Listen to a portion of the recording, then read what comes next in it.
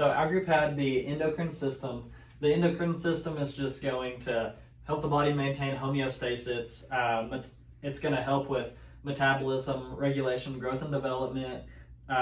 It's going to aid in the sexual reproduction with the testes and ovaries, blood pressure regulation, sleeping and waking cycles, body temperature regulation, appetite, heart rate, major organs and their functions of the endocrine system. We have the hypothalamus.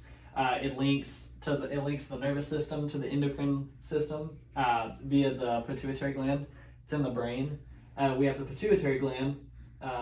It secretes hormones into the bloodstream, just maintain homeostasis. And we also have the thyroid gland, and that's going to produce hormones that regulate the body's metabolic rate, like I said, regulation at the first. Heart, digestive function, also outside of just the endocrine system, so it got many actual functions. Muscle control, brain development, mood, and bone maintenance. So we also have the parathyroid gland, and this raises blood calcium levels, so it breaks down the bone, which is where most of the calcium is stored, and then it causes calcium to release, and it also increases the body's ability to absorb calcium from food.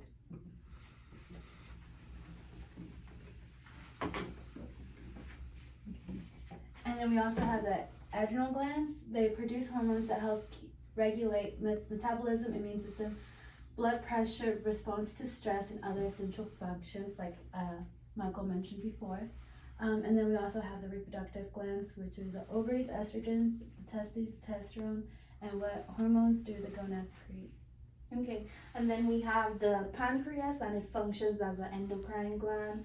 It secretes the hormones, insulin, glucagon, to control the blood sugar levels throughout the day. Then we have the thymus, and the thymus is used as T cells to help destroy infected or cancerous cells. The T cells created by the thymus also helps other organs to the immune system to grow properly. And these cells are also very vital. They are often donated as when needed. One thing I want to talk about is the thyroid gland that we mentioned earlier and its structure. So the thyroid gland is butterfly shaped, and it's below the neck. It's also below the Adam's apple. It has two sides connected by a bridge in the middle, and again, the thyroid gland helps produce hormones to regulate the body. Okay, so the disease that I chose to do was the Graves' disease, and it's an autoimmune disorder that is very common. There are more than 3 million cases in just the US. This is an immune disorder that results in the overproduction of the thyroid hormones, also known as hyperthyroidism in the immune system, which is when the immune system attacks the thyroid and causes it to make more thyroid hormones than the body needs. This is 7 to 8 more common in females than it is in men. Let's see.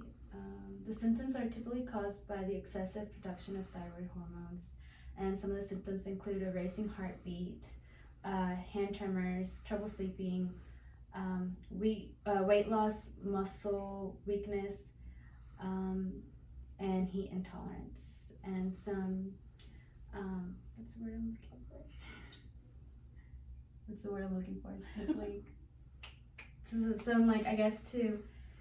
treatments would be anti-thyroid drugs, radioactive iodine, and surgery are some treatment options to control Graves' disease hypothyroidism. Okay, so I chose osteoporosis, which means porphyrious bone. It's a disease that occurs when the body loses or makes too much bone, and that can result in the bones being very fragile and weak and break easily, even when you fall or if you sneeze.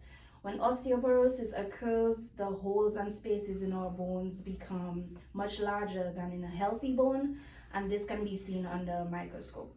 So this disease is very common. About 54 million Americans have osteoporosis. So if you want to get tested for that, you have to do a bone density scan, which can be conducted.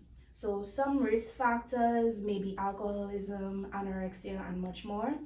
And there's treatments such as medication or lifestyle changes. Some lifestyle changes can be more calcium, more vitamin D, and getting enough exercise. However, there's no cure for osteoporosis, but with the right treatment, it can help strengthen your bones. So I had diabetes. There's multiple types of diabetes. The popular, or the ones that occur the most, are type 1 and type 2. Type 2 diabetes is going to take up about 90% of all the people who have diabetes, while type 1 is going to be 2%. So type 2, said that backwards. Type 2 is going to be 90%, while type 1 is going to be 2%. I may have said that right, but so type 2 diabetes typically occurs age 45 and up, while type 1 is from birth to, through childhood up to, I guess, 44. So there's really no cure for diabetes. There's maintenance, management. There's also ways to put it in remission with diet. So eating, not necessarily eating healthier, but just eating lower sugar levels, whatever. People take insulin, and all of this really serves just to control that blood glucose level. Too high of a sugar level or too low of a sugar level can hurt you. Just like I said earlier, the insulin it's from the pancreas, but sometimes the pancreas either doesn't produce good enough insulin, or sometimes it doesn't produce any insulin at all. So sometimes people just have to take insulin and maintain that homeostasis in your blood sugar levels. We're good.